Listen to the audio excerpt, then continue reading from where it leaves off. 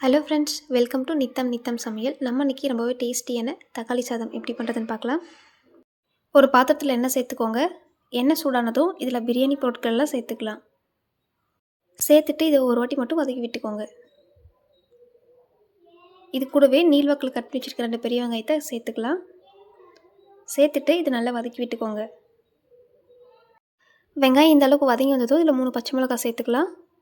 சேர்த்துட்டு இதையும் நல்லா வதக்கிட்டு எடுத்துக்கோங்க. பாருங்கள், வெங்காயம் நல்லா வதங்கி வந்திருக்கு. இப்போ இதில் 2 டேபிள் ஸ்பூன் இஞ்சி பூண்டு பேஸ்ட்டு சேர்த்துக்கலாம். ஸ்டவ்வை சிம்மில் வச்சுட்டு இதோட பச்சை வாசனை போகிற வரைக்கும் நல்லா வதக்கிட்டு எடுத்துக்கலாம். இஞ்சி பூண்டோட பச்சை வாசனை போனதும் இதில் மீடியம் சைஸ் தக்காளி 4 கட் பண்ணிவிட்டு சேர்த்துக்கலாம். சேர்த்துட்டு இதை நல்லா வதக்கிட்டு எடுத்துக்கலாம். தக்காளி நல்லா வெந்து மசிஞ்சு வர வரைக்கும் நல்லா வதக்கி விட்டுக்கோங்க. தக்காளி வதங்கும் போதே கொஞ்சமாக உப்பு சேர்த்து வதக்கணும்னா இது சீக்கிரமாக வெந்து வந்துடும். அதனால் இதில் கொஞ்சமாக உப்பு சேர்த்துக்கிறேன். இதை ஒரு 3லேருந்து 4 நிமிஷம் போல் வதக்கி எடுத்தோம்னா தக்காளியெல்லாம் நல்லா மசிஞ்சு நல்லா வெந்து வந்துடும். தக்காளியெல்லாம் ஓரளவுக்கு வெந்து வர ஆரம்பிச்சிருக்கு. இதை நல்லா மிக்ஸ் பண்ணிகிட்டே இருங்க. இப்போ பாருங்கள், தக்காளியெல்லாம் நல்லா வெந்து நல்லா மசிஞ்சு வந்திருக்கு. இந்த சமயத்தில் இதுக்கு தேவையான மசாலாலாம் சேர்த்துக்கலாம்.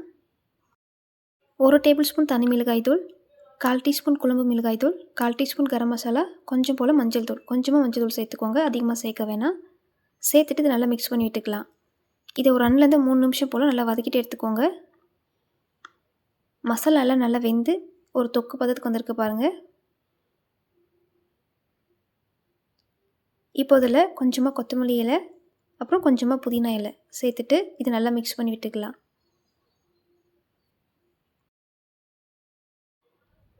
இதை 1 நிமிஷம் போல் நல்லா வதக்கி விட்டுக்கலாம். நம்ம சேர்த்த மல்லியும் புதினாவும் இந்த அளவுக்கு வதங்கி வந்ததும் இதில் அரிசி சேர்த்துக்கலாம். அரிசியை நல்லா கழுவிட்டு 20 நிமிஷம் ஊற வச்சுட்டு சேர்த்துக்கோங்க. சேர்த்துட்டு இதை நல்லா ஒரு வாட்டி மிக்ஸ் பண்ணி விட்டுக்கோங்க. நான் 2 கப் அரிசி எடுத்திருக்கேன். 2 கப் சாப்பாட்டு அரிசிக்கு 4 கப் தண்ணி சரியான அளவாக இருக்கும்.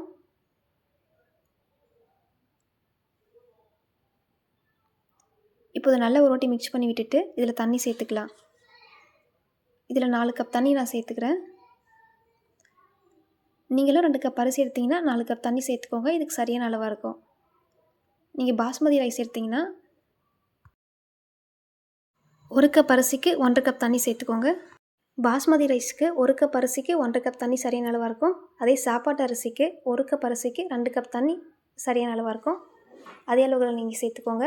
இப்போ இதுக்கு தேவையான உப்பு போட்டுட்டு இது நல்லா ஒரு வாட்டி கலக்கி விட்டுக்கோங்க. இப்போ இதை மூடி போட்டுட்டு ஸ்டவ்வை மீடியம் ஹீட்டில் வச்சுக்கோங்க.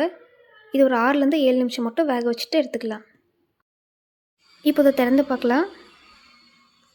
பாருங்கள், தண்ணியெலாம் நல்லா கொதிக்க ஆரம்பிச்சிருக்கு. இப்போ இதை ஒரு வாட்டி மிக்ஸ் பண்ணி விட்டுட்டு உப்பு செக் பண்ணி பார்த்துக்கோங்க.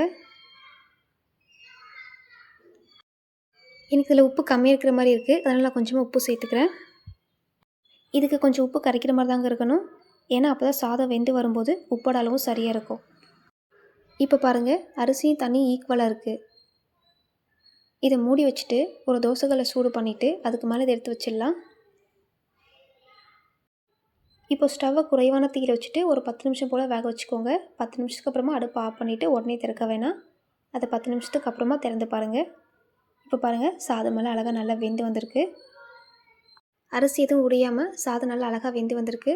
இதோட சுவையும் சூப்பராக இருக்குங்க. நீங்களும் ட்ரை பண்ணி பாருங்கள். இந்த வீடியோ உங்களுக்கு பிடிச்சிருந்தா லைக் அண்ட் சப்ஸ்கிரைப் பண்ணிக்கோங்க. நெக்ஸ்ட் வீடியோவில் பார்க்கலாம்.